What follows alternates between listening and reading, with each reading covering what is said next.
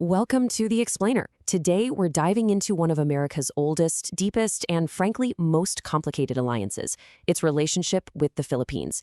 This is a partnership that's been forged in history, tested by geopolitics, and is definitely strained by some serious internal conflict. So to get a handle on where this critical relationship stands right now, we've got to start with this incredible political comeback. I mean, it sent shockwaves across the entire region and really forced Washington to stop and take a hard look at its ally. So get this. In 2022, Ferdinand Marcos Jr. gets elected president of the Philippines. And yes, that's the son and namesake of Ferdinand Marcos Sr., the authoritarian ruler who was kicked out by that massive people power revolution way back in '86. So what does this mean? Well, his election just immediately raised a ton of urgent questions. For the US, it meant they had to seriously reevaluate an alliance that is, frankly, pivotal to their whole strategy in the Indo-Pacific. It forced them to take a fresh look at this deep and, let's be honest, often really strained history between the two countries. All right, let's get into that history.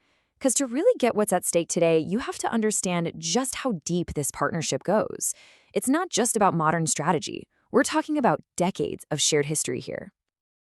This whole alliance is really built on a bedrock of formal agreements. It starts right after independence in 1946. The big one, the cornerstone, is the 1951 Mutual Defense Treaty. A simple promise, right? We'll defend each other. And over the decades, that promise just got deeper. First, the Philippines becomes a major non-NATO ally.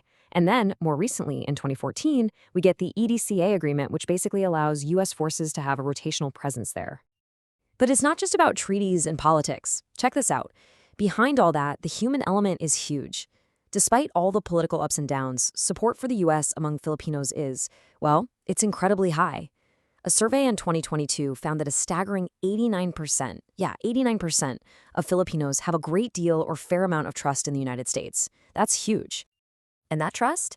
It's backed up by some serious financial and military ties. We're talking over $140 million in assistance in just 1 year. That makes the Philippines the largest recipient of U.S. military aid in the entire East Asia-Pacific region. I mean, that really cements a security partnership that's, well, it's one of a kind in Southeast Asia. Okay, but this deep alliance, it is under some immense pressure.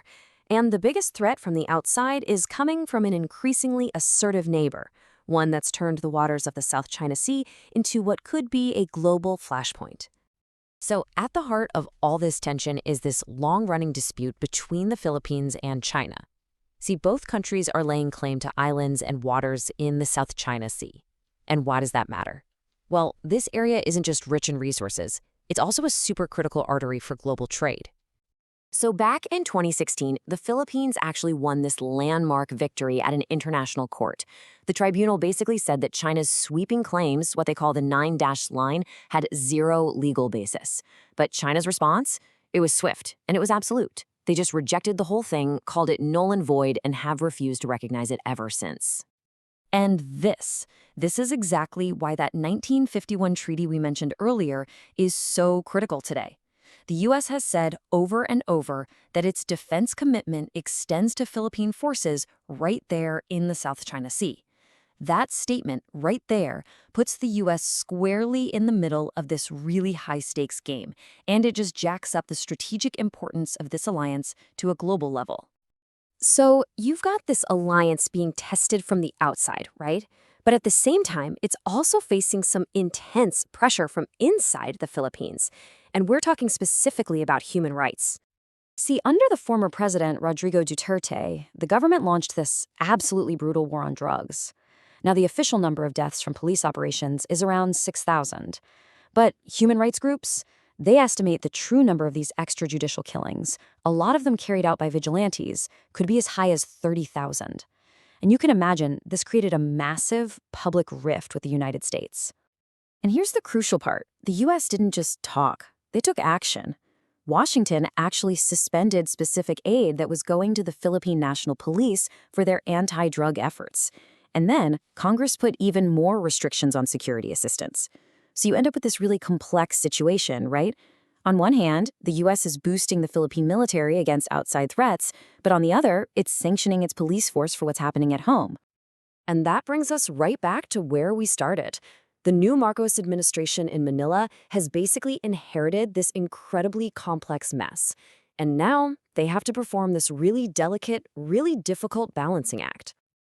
So think about it. On one hand, President Marcos is saying the U.S. alliance is super important, especially with everything heating up in the region. But on the other hand, he's also trying to patch things up with China. And then back at home, his government is saying they'll continue the war on drugs, but they claim it's going to be different, more focused on rehabilitation. It's like this three-way tug-of-war between security, money, and domestic policy.